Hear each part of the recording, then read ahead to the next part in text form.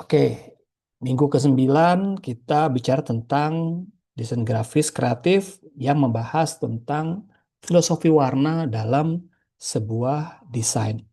Nanti implikasinya ini kepada packaging, kepada campaign, produk, promosi, brosur, dan lain-lain. Ya, sekarang kita bicara tentang psikologi warna gitu ya. Psikologi warna. Nah, memang ini warna ini sangat menentukan ya. Kadang di dalam logo atau produk-produk tertentu itu biasanya perdebatannya itu panjangnya itu loh, perdebatan panjang itu perdebatan kreatif ya. Itu justru di warna ya. Kenapa? Warna itu filosofinya tuh banyak implikasinya. Atau filosofinya tuh masuk kepada ranah yang namanya budaya, ranah sosial budaya, kemudian bisa etnografi tentang apa namanya masyarakat tertentu dan lain-lain ya, atau masyarakat apa ciri khas masyarakat tertentu gitu kan. Nah, ini warna itu menentukan gitu loh. Makanya ini suatu pegangan kita ya teman-teman sebagai kreator, sebagai graphic designer, sebagai orang yang nanti membuat sebuah karya, baik itu dalam bentuk apapun, melalui media apapun, tentunya warna ini memegang peran penting ya. Karena warna ini banyak hal-hal yang bisa menyentuh emosional, bahkan menggugah emosional. Ya, karena ada warna-warna tertentu memang cocok digunakan untuk produk tertentu.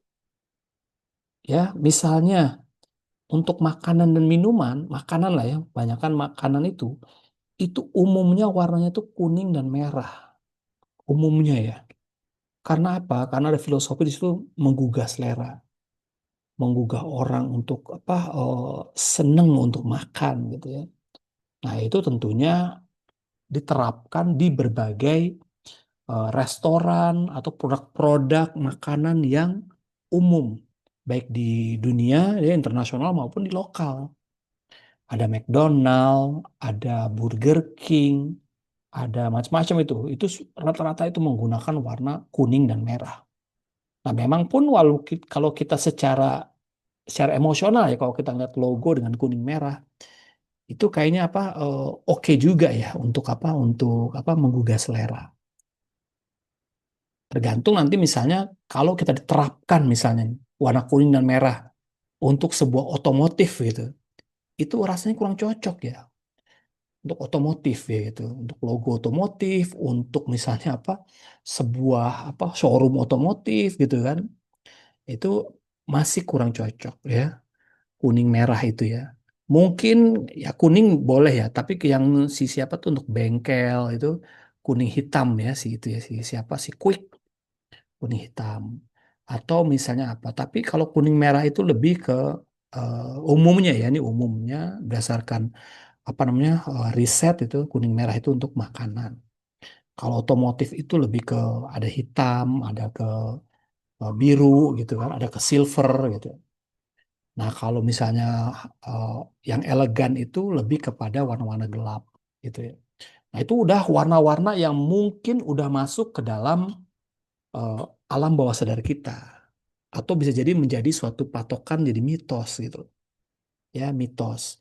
Karena bisa aja warna merah kuning itu di makanan itu bisa oke, tapi dalam budaya tertentu itu nggak cocok misalnya. Misalnya untuk budaya apa ya? Budaya misalnya Cina gitu atau budaya apa namanya tuh India misalnya gitu kan kuning merah itu nggak cocok misalnya bertentangan dengan adat istiadat yang dipegang oleh budaya tertentu kuning merah tuh dilarang gitu ya makanya nggak dipakai gitu kan kuning merah itu untuk logo apapun misalnya. Nah, karena beda wilayah beda lokasi beda negara itu beda-beda yang namanya eh, pendekatan psikologis warna. Nah, oleh karena itu, kalau kita mau buat sebuah packaging, kemasan, ini mau dipasarin di mana nih? Harus tahu dulu produknya. Oh, mau dipasarin lokal doang, ini mah orang cuman kotak apa, misalnya makanan, roti misalnya gitu. Ya lokal doang misalnya, udah. kita terapkan lokal secara umum misalnya. Roti apa sih yang cocok misalnya? Oke, warna merah atau warna kuning atau warna apa yang menggugah selera. Yang berdasarkan kecocokan. Misalnya makanan untuk anak-anak, warnanya apa? Makanan untuk orang dewasa, itu apa juga. Nah, itu berdasarkan kedalaman dalam kita mempelajari tentang psikologis warna. Penting ya, jadi kita tahu ya. Karena warna itu juga, kalau kita belajar komunikasi, warna itu juga mengkomunikasikan sesuatu. Nanti kalau teman-teman belajar semiotika, semiotika itu mempelajari tanda, makna, makna di balik tanda. Tanda itu adalah sesuatu. Sesuatu itu apa? Ada warna, barang, yang tercium, ataupun bentuk, dan lain-lain itu sesuatu. Nah, itu sesuatu yang memiliki, yang ada tanda, dan memiliki itu, ada tanda, itu memiliki makna tertentu. Nah, apalagi warna gitu. Nah, itu mengkomunikasikan sesuatu. Ya, warna merah, warna apa warna-warna gelap, warna-warna lain-lain ya. Ini banyak ya. Ini contohnya ada respon emosional warna ya. Orang ketika lihat warna gitu kan, lo kaget gitu misalnya ada, wih warna terang banget gitu kan. Warnanya ini sangat stand out gitu kan. Nah warna-warna yang cerah gitu kan, khususnya kalau misalnya kita sedang mendisplay barang kita di supermarket. Nah kalau kita mendisplay barang kita di supermarket, hindari warna-warna yang soft, warna-warna grey, warna-warna apa, nggak kelihatan, ya. Warna-warna itu harus warna-warna yang ngejreng gitu. Atau nanti dalam logonya itu ada bentuk keseluruhan packagingnya itu harus yang jreng gitu. Kecuali kita display di tempat kita sendiri ya nggak apa-apa. Tapi kalau displaynya di tempat-tempat berbarengan dengan packaging yang lain atau logo yang lain, nah kita harus punya desain yang powerful, yang stand out istilahnya gitu. Itu lihat orang langsung ngeh gitu loh, langsung sadar gitu. Wih, apa tuh gitu kan. Nah, dulu waktu saya bekerja di advertising ya, selama 3 tahun lebih ya, di advertising itu, dan juga sekarang di marketing dan di berbagai perusahaan, kecenderungan saya untuk melatih responsif saya gitu kan, melatih apa namanya psikologis saya, melatih yang namanya referensi saya, itu biasanya saya mengunjungi supermarket-supermarket. Dari supermarket itu saya khususnya supermarket-supermarket ini ya, supermarket-supermarket yang mempunyai produk-produk luar negeri biasanya tuh kayak supermarket yang mahal lah gitu ya istilahnya ya, yang karena ada produk impornya. Nah misalnya kopi gitu kan, ada kopi ini atau teh gitu ya, itu biasanya saya lihat tuh kopi-kopi impor sama teh-teh impor juga digabung dengan teh lokal, produk lokal, dan produk dalam negeri misalnya. Jadi saya lihat tuh, saya jalan sekilas, saya lepas lah itu pemikiran saya tentang mana yang bagus dulu gitu. Saya mau lihat mana yang tertarik dulu. Setek, warnanya bagus nih, saya hampirin gitu. Atau yang kedua adalah packagingnya lucu nih gitu kan. Atau apa namanya, fontnya bagus nih gitu kan, dan lain-lain. Mungkin teman-teman nanti kalau masuk ke dunia kreatif, khususnya dibilang desain grafis ya, harus melatih yang namanya sense kita nih dalam melihat sebuah packaging atau kemasan. Seperti itu ya. Saya melatihnya seperti itu. Jadi melihat ke supermarket mana yang paling cocok nih bagus itu. Saya pernah beli beberapa teh ya, kemasan teh, loh, teh apa kopi saya lihat. Tapi saya nggak minum tehnya atau kopinya, saya beli aja gitu. Saya taruh waktu saya masih di desain grafis. Saya lihat, saya pelajari warnanya, kemasannya, packagingnya. Sebegitunya saya pengen belajar gitu. Ya kadang saya lihat itu. Saya dulu ngumpulin yang namanya price tag. Teman-teman tahu ya price tag yang ada di apa namanya tuh? Di pakaian-pakaian yang dijual ya. Khususnya pakaian-pakaian distro dulu, zaman-zaman dulu distro. Pakaian-pakaian yang unik-unik ya dulu ya, kaos-kaos unik. Itu biasanya punya price tag-nya itu unik-unik juga. Ada price tag-nya itu mirip-mirip kayak kayu gitu kan. Ada price tag-nya itu terbuat dari karton tebel banget. Kayak gantungan kunci. Keren. Saya kumpulin itu. Masih ada tuh, kalau saya cek tuh masih ada tuh price tag yang saya beli di distro-distro. Kadang saya beli karena price tag-nya bagus gitu kan. Jadi saya beli kaosnya gitu, saya beli ininya karena price tag-nya bagus nih saya kumpulin gitu. Itu menarik gitu loh. Sebagai sensitivitas saya supaya saya melihat referensi saya untuk desain tuh yang bagus seperti apa. Nah itu teman-teman juga harus dilatih ya. Kalau nanti masuk ke dunia kreatif gitu kan. Karena kita tahu yang bagus seperti apa, yang kurang seperti apa. Sehingga kita ada referensi. Jadi masuk tuh ke alam bawah sadar kita tuh. Sehingga nanti ketika kita melihat desain, kita akan recall alam bawah sadar kita. Coba yang bagus yang mana? Keluar tuh. Tak, tak, tak, tak, pikiran kita. Makanya kalau kita berpikir kreatif, lebih banyak nanti harus memperkaya ilmu yang masuk ke alam bawah sadar. Nanti kita belajar tentang creative thinking tuh. Nanti kita banyak belajar tentang bagaimana kita memperkaya memori kita di alam bawah sadar, pikiran bawah sadar kita.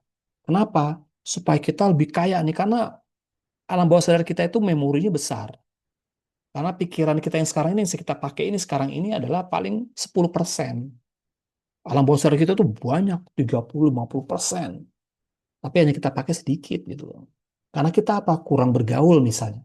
Kurang lihat, kurang baca, kurang jalan-jalan, kurang nonton gitu.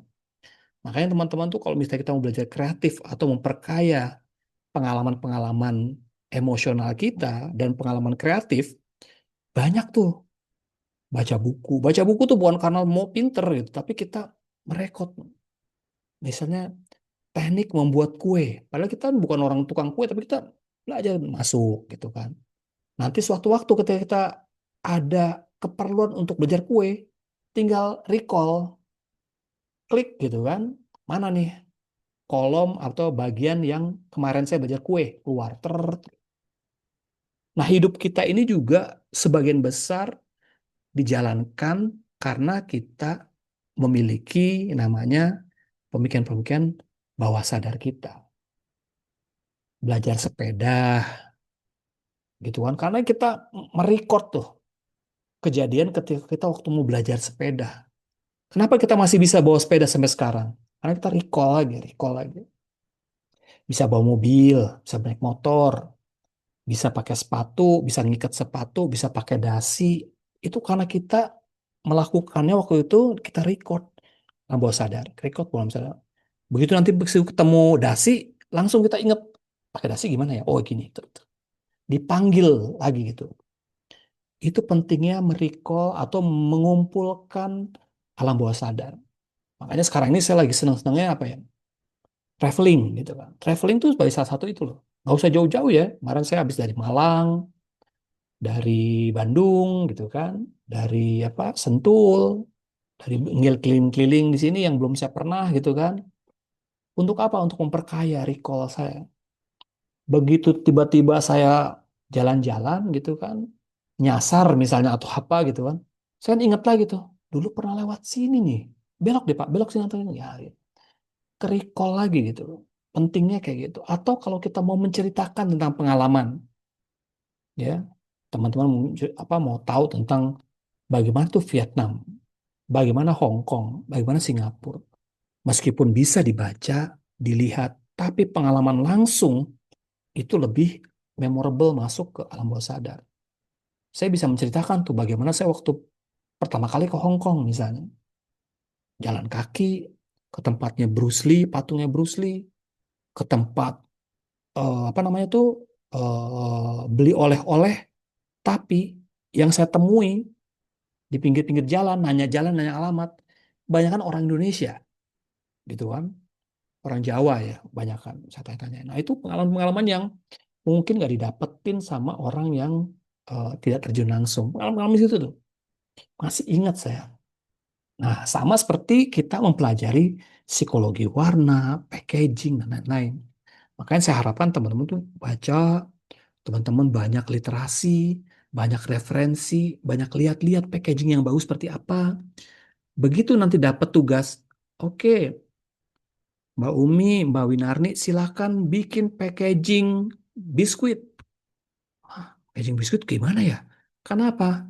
Begitu kita ditanya packaging biskuit, Kalau kita belum punya pengalaman, belum pernah lihat packaging seperti apa, belum melihat packaging itu seperti apa, digunakan seperti apa, warna seperti apa, akan bingung kita packaging biskuit gimana ya, gimana ya.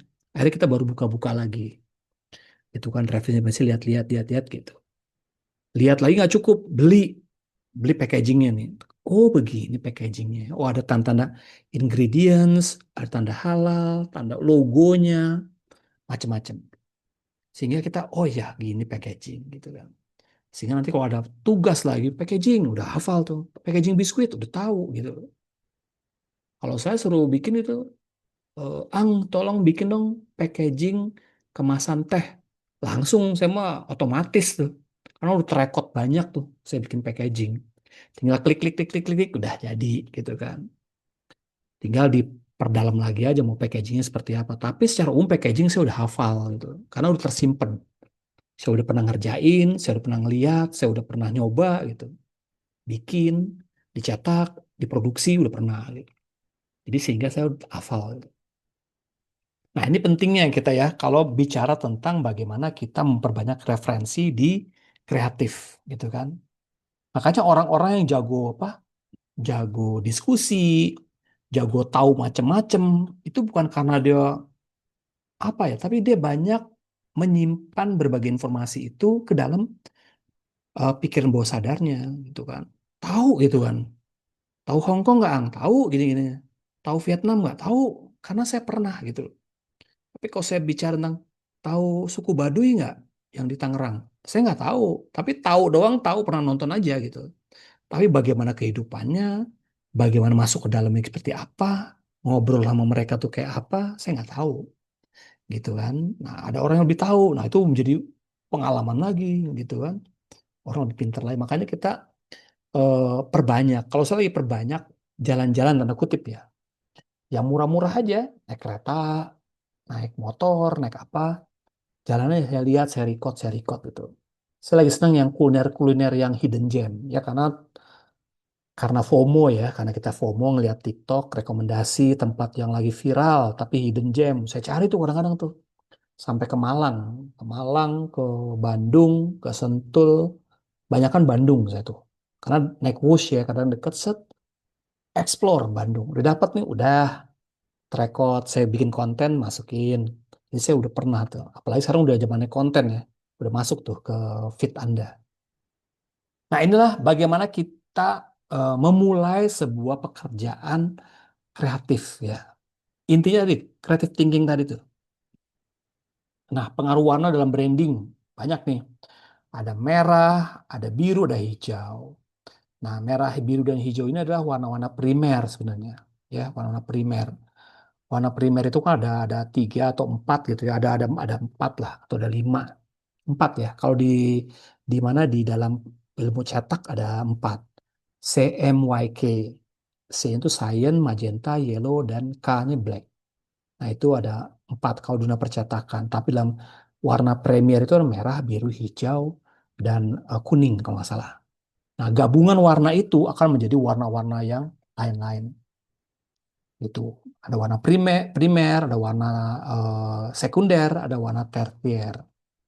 Nah, ini pengaruh warna. Jadi warna itu penting ya. Kalau kita suruh bikin desain gitu, tolong bikinin desain kartu namanya Unsia gitu. Nah, Anda mau mulai warna apa yang cocok? Tentunya Anda belajar dulu kan. Unsia logonya seperti apa, cenderungnya warna apa gitu. Baru kita terapkan. Kecuali suruh bikin Unsia ini belum punya warna color yang guide-nya nggak ada. Ya udah Anda boleh riset warna yang cocok untuk perguruan tinggi apa ya? Biru. Kenapa biru? Biru itu melambangkan high tech, melambangkan apa ya? Kesegaran. Biru itu melambangkan apa? Kecerdasan misalnya ya. Terus warna kuning. Warnanya si siapa sih? Unsia kan ada kuning juga. Kuning itu istilahnya apa? Kesegaran, mentari, matahari, macam-macam tuh. Nah, Anda tuh harus menarasikan warna-warna itu ke dalam sebuah desain. Kalau belum ada warnanya ya, itu pentingnya itu kita mempelajari ilmu warna. Nah, ini ada tipografi juga gitu. tipografi kan terdiri dari tipografi serif dan sans serif. Ya, ada yang kalau saya dulu dalam belajar apa iklan tuh ada yang punya kaki, ada yang nggak punya kaki gitu. Sans serif nggak punya kaki, serif punya kaki misalnya. Jadi kita mau yang mana nih, yang sans serif atau serif gitu kan? Tergantung nanti kita melihat dari pendekatan logo itu. Ini logonya nih logo resmi loh. Logo resmi udahlah pakai misalnya pakai kaki, pakai yang serif misalnya. Misalnya logonya nih logo untuk apa? Logo minuman kesehatan pria untuk otot. Fontnya apa? Masa fontnya font tipis gitu kan? Nah mungkin pasti fontnya tebel, bold, dan juga font yang sans serif misalnya, yang nggak ada kakinya. Ada lihat logo elemen gitu kan? Oh, logo elemen tuh tegas gitu. Melambangkan apa? Ada unsur di balik itu. Otot, kuat, tebel, bulky, besar. Dari logonya itu kita bisa kelihatan. Nah, itu ya dari pelajaran tentang font. Nah, tipografi juga nih ada ya. Nanti teman-teman bisa tanya lah tentang bagaimana kita memanfaatkan font ini untuk kebutuhan desain kita. Nah, prinsip-prinsipnya juga udah kita belajar tentang kesatuan, keseimbangan, dan proporsi, skala, dan lain-lain. Ini udah di awal-awal ya, kita pernah belajar tentang bagaimana kita mempelajari komposisi dari sebuah desain.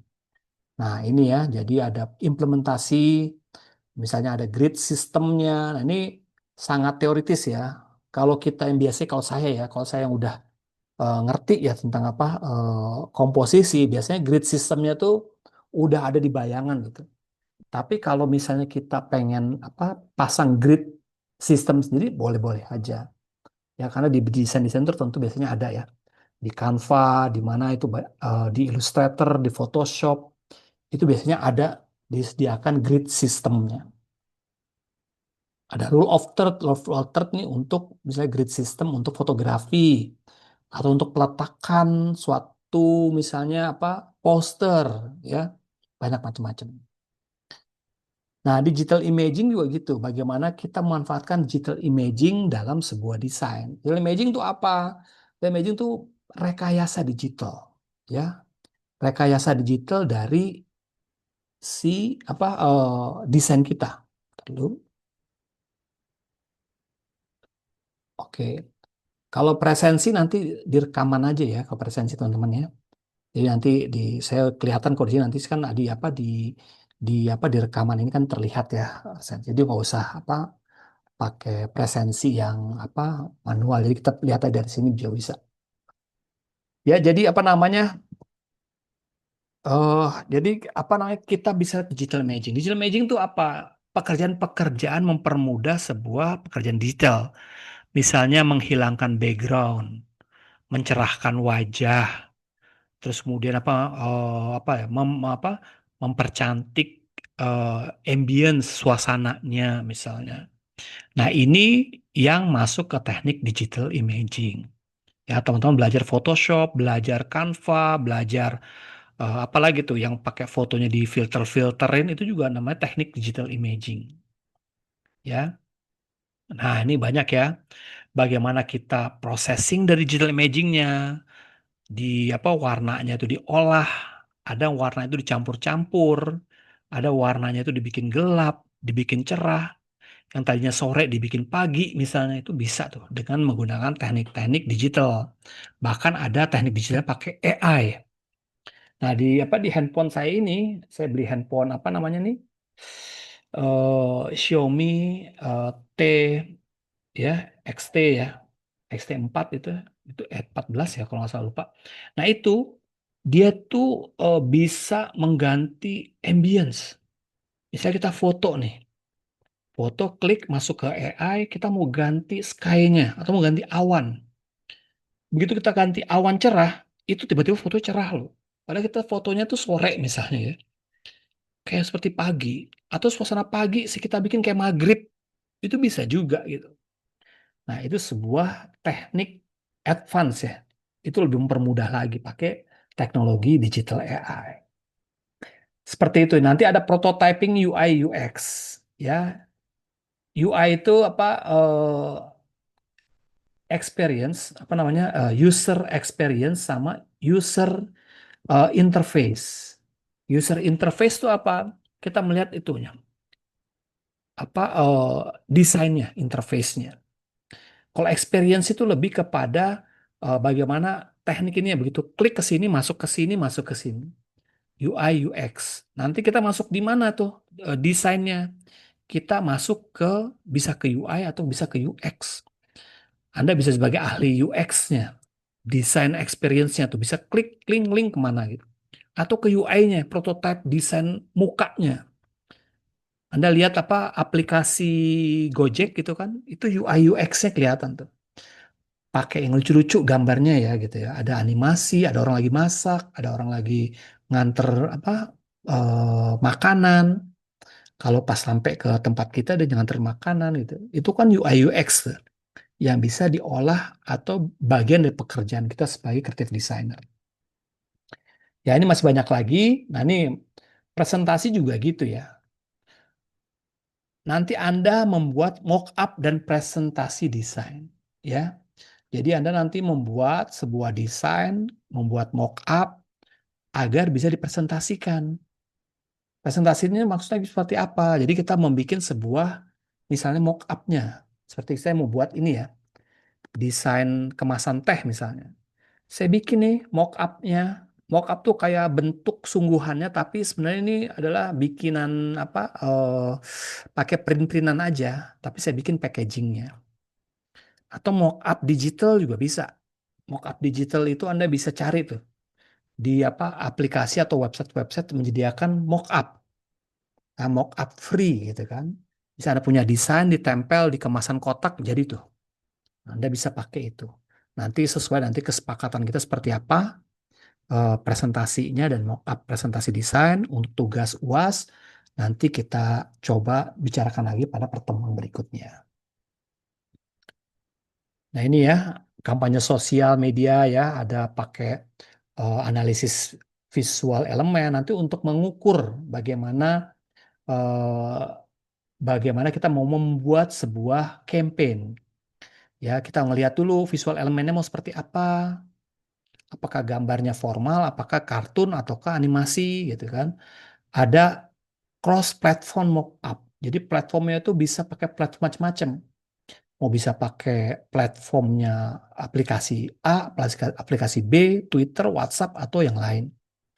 Pakai tipografinya seperti apa dan digitalnya seperti apa. Nah ini nanti menjadi sebuah analisis kita sebelum kita memulai sebuah campaign kemasan atau campaign logo dan lain-lain.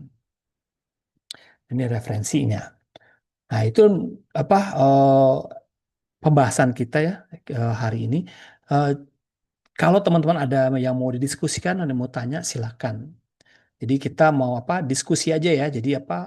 Lebih pendalaman tentang desain grafis itu lebih ke eh, pengalaman-pengalaman atau dari teman-teman sendiri seperti apa sehingga nanti saya bisa mengarahkan atau bisa bertukar pikiran atau berdiskusi dari sisi mungkin dari sisi kreatif, sisi grafis dan lain-lain. Silakan teman-teman kalau ada yang mau tanya ya, nanti bisa di apa kita diskusikan. Silakan. Ada yang mau ditanyakan?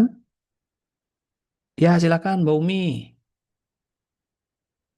Ya, Assalamualaikum Pak. Salam. Kalau mau kerja freelance desain grafis gitu, apa indikasinya bisa desain grafis? Yang seperti yang Bapak bilang harus belajar, memperbanyak referensi dan latihan, berarti harus ikut kelas atau kuliah lebih lanjut biar ada feedback sama sertifikasi atau bisa belajar sendiri lewat Nah, YouTube gitu mungkin. oke oke.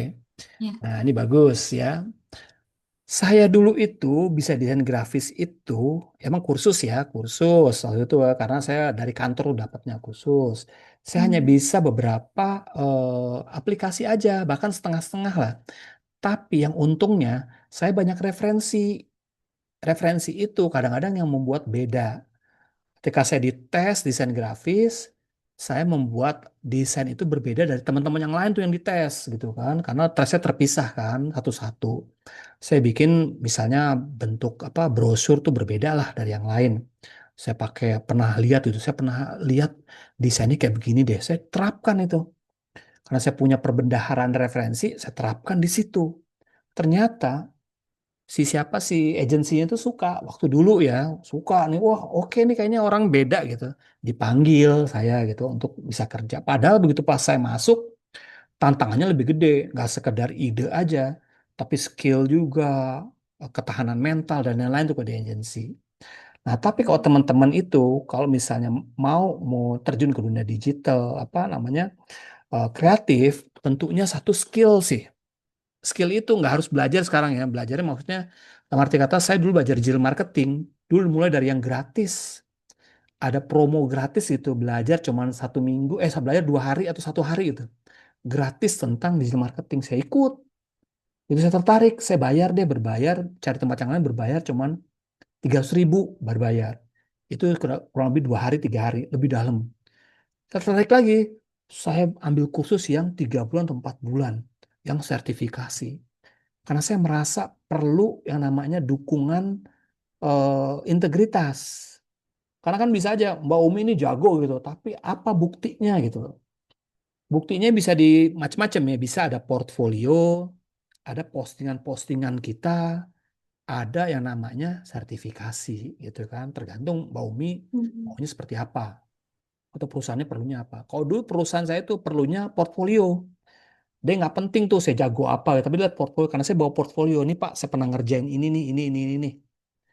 Dan ternyata orang agensinya, oh iya kita butuh ini nih orang-orang kayak gini nih gitu untuk bikin layout apalah dulu zaman dulu saya tuh tahun 2000-an. Saya diterima tuh atau saya dites karena saya bawa portfolio. Nggak mungkin saya bawa sertifikatnya, sertifikat saya ini. Tapi udah bisa bikin apa? Belum ada karya, ya sama aja. Lebih bagus menurut saya banyakin portfolio. Zaman sekarang itu portfolio itu bisa ditayangkan itu di sosial media kita. Tempel aja, kita bisa bikin ini, atau pakai second account lah gitu kan. Untuk menjual tanda kutip diri kita, menjual brand kita, personal branding. Jadi orang tahu, coba nih, misalnya saya mau ngelamar di satu perusahaan agensi, kita kasih link tuh, link portfolio dalam bentuk si sosial media kita. Itu lebih oke lagi, lebih komprehensif bahwa ini betul bisa digital. Seperti itu sekarang sih, tapi langkah-langkah yang saya katakan tadi itu udah banyak dilakukan semua orang, Mbak Umi. Sehingga kita harus cari celah lagi seperti apa nih yang cocok nih. Karena semua itu serba murah, serba simple, serba instan. Sehingga kita berebutan gitu loh. Gimana caranya? Saya pun kalau hidup di usia kayak Mbak Umi gitu, misal di Gen Z atau di Gen milenial, mungkin saya juga pusing juga gitu loh. Tapi ya jangan putus asa ya. Perbanyakin aja referensi. Karena kita menjadi apa nanti kita menjadi punya ciri khas. Oh Mbak Umi ini ciri khasnya nih untuk desain-desain hijab gitu. Untuk desain-desain religi oke nih gitu. Kita punya referensinya banyak gitu kan. Kita punya desain Turki, kita punya desain Irak gitu kan. Sehingga kita punya referensi banyak dibanding orang-orang yang cuma setengah-setengah desain hijabnya gitu. Jadi kita harus punya perbanyak skill yang spesifik. Udah kalau kita bisa Photoshop, Photoshop aja udah biarin punya skill-skill yang lain boleh, tapi kita fokus di situ. Ada orang sekarang jago bisa bikin prompt tuh untuk AI. Itu aja dijual gitu kan. Bisa juga gitu kan. Nah, itu tergantung nanti. Karena ini apa, Mbak? Sekarang zamannya sekarang tuh udah semua tuh orang hampir semua bisa gitu. Sehingga nanti kalau kita butuh, saya butuh dong desain grafis. Nanti ada Mbak Umi, ada Nanda, ada Fatimah, ngelamar semua misalnya gitu kan. Dengan standar yang sama. Nah, karena standarnya sama, saya minta yang ciri khas nih. Coba Mbak Umi presentasiin dong begini begini begini. Ternyata Mbak Umi lebih unggul presentasinya gitu kan. Kalau kalau skill semua sama, tapi presentasinya tuh Mbak Umi lebih oke. Nah, itu pengalaman saya ketika saya menseleksi staff saya dulu tuh. Semuanya jago-jago bikin bikin desain jago, bikin digital marketing jago, analisis jago. Apalagi yang bisa membedakan ya? Akhirnya tim HR-nya tuh bilang, Mbak tolong presentasiin ini dong supaya bisa orang secara emosional tertarik. Dari 3 orang itu satu yang menonjol. Wah, ini oke nih. Akhirnya itu kita pilih gitu. Nah, itu sih Mbak yang pengalaman saya secara implementatif secara langsung. Bukan teori ya, bukan konsep. Oh, teori banyak lah. Tapi secara langsung saya alami dan saya pernah lakukan. Seperti itu Mbak Umi. Terima kasih, Pak. Oke, Nanda, silakan Hmm. Mas Nanda. Ya, izin Pak, selamat siang. Ya, Izin oke. bertanya. Hmm.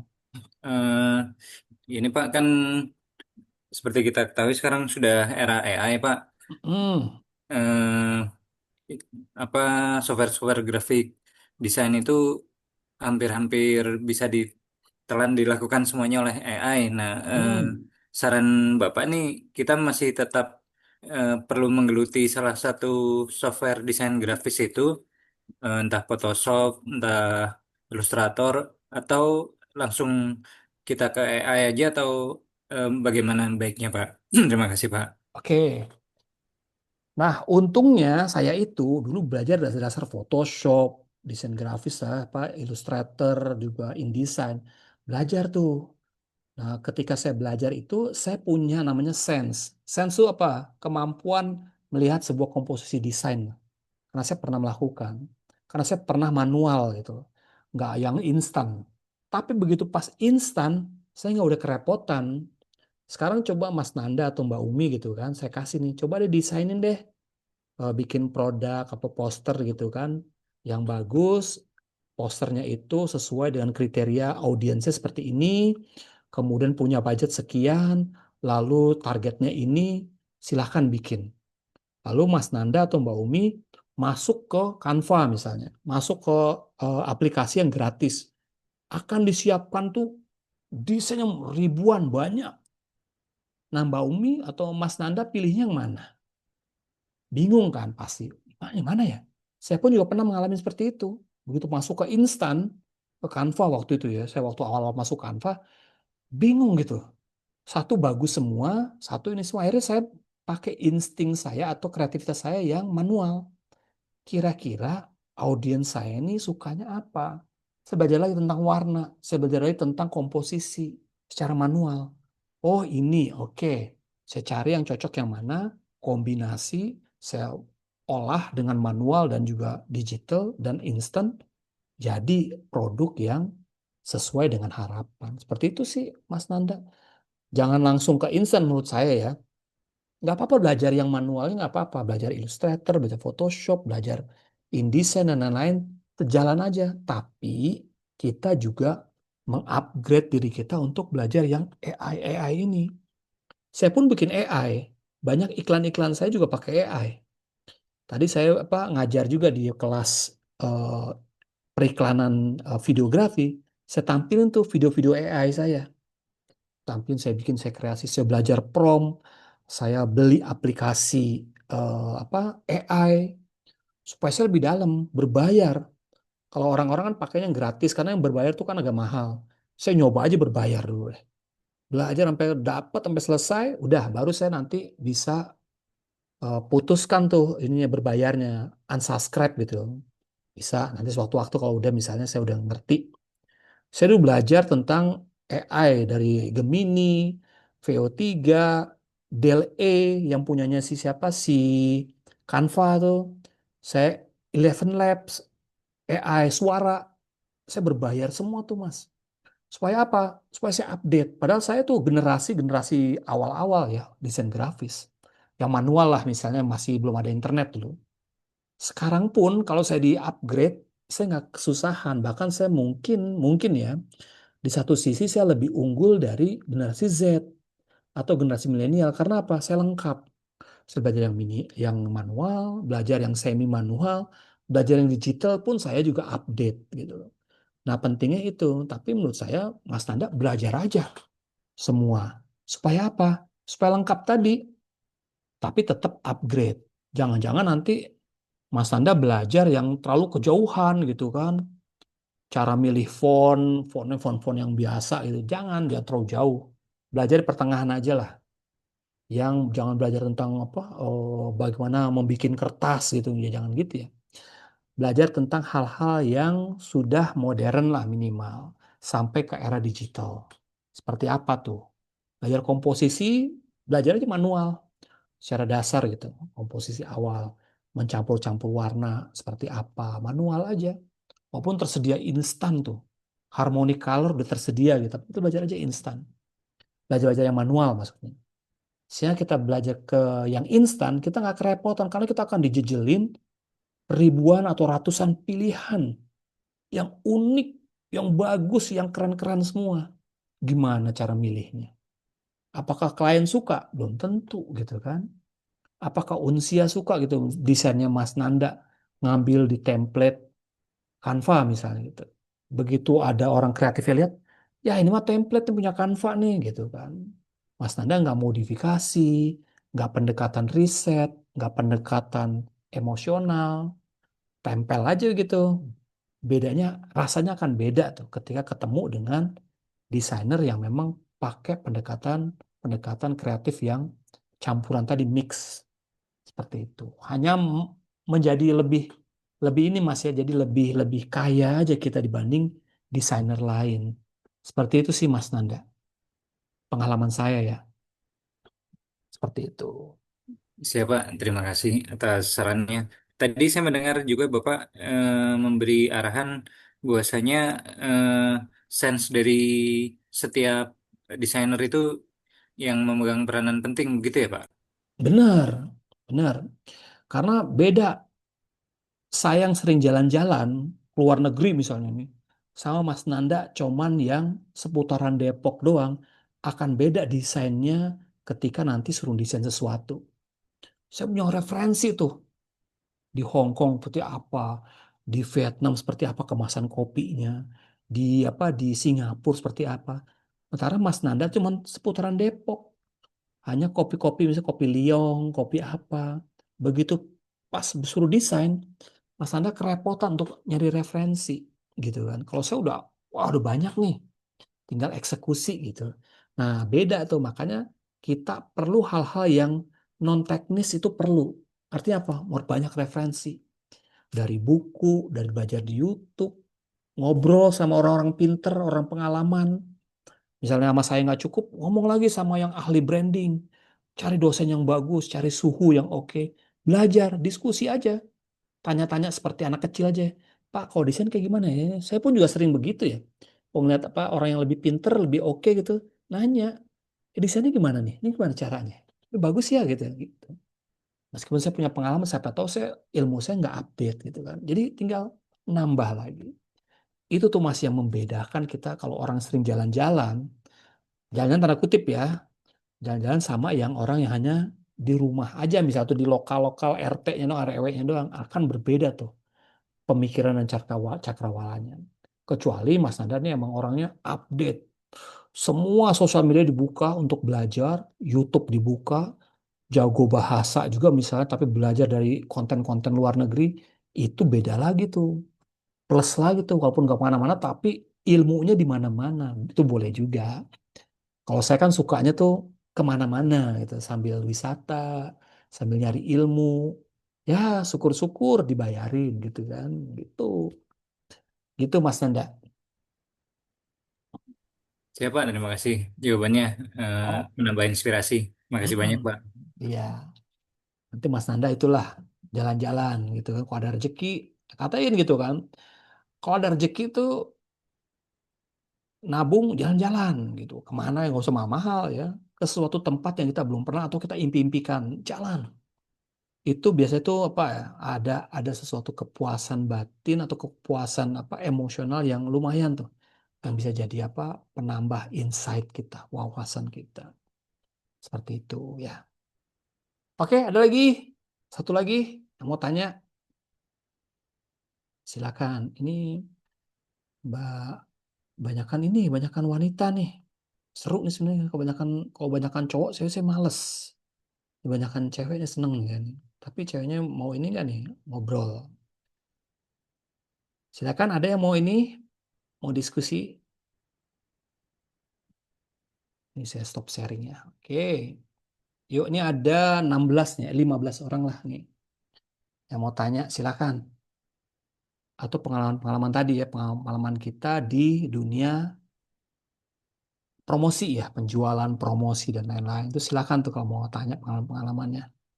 Saya pun pengalamannya lumayan lah ya. Kalau mau tanya-tanya lumayan lah. Kita diskusi. Mungkin pengalaman Mas lebih dalam lagi nggak apa-apa. Kita jadi tukar pikiran. Karena saya kan kadang kan ada hal-hal yang memang saya nggak lakukan ya.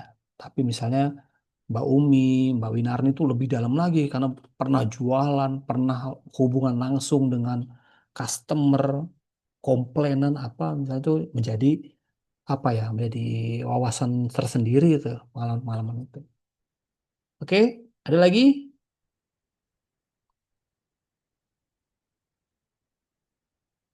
Oke ya, kalau nggak ada, saya rasa cukup ya karena ini hari Sabtu ya. Karena teman-teman ini banyak apa kegiatan mungkin ya dari Sabtu ini malam Minggu ya, mungkin mau weekend ya. Saya rasa cukup perkuliahan kita hari ini. Ini sudah saya apa namanya, udah saya rekam ya. Nanti teman-teman yang mungkin nggak kesempatan hadir atau hari ini nyambi sambil kerja nanti bisa dilihat-lihat lagi ya. Apa hal-hal yang nanti perlu ditanyakan, perlu dikonfirmasi, perlu didiskusikan, silahkan. Nanti hubungi saya melalui LMS, melalui apa WA juga boleh, silakan. Oke, saya rasa cukup perbuatan kita pada hari ini. Kita akan sambung di pertemuan berikut. Nanti kita bahas tentang packaging ya, karena kita nanti konsepnya atau titik fokusnya di packaging ya untuk tugas-tugas kita. Jadi nanti kita apa persiapkanlah apa namanya pembelajaran-pembelajaran tentang packaging. Demikian dari saya. Terima kasih Bapak-bapak, Ibu-ibu, Kakak-kakak, teman-teman semua. Sampai ketemu di edisi mendatang. Terima kasih. Wassalamualaikum warahmatullahi wabarakatuh. Selamat sore, selamat malam minggu ya. Terima kasih Pak. Terima Waalaikumsalam. kasih Terima kasih, Mas Pak. Nanda. Oke, Mbak Umi, Mbak Inarni semua.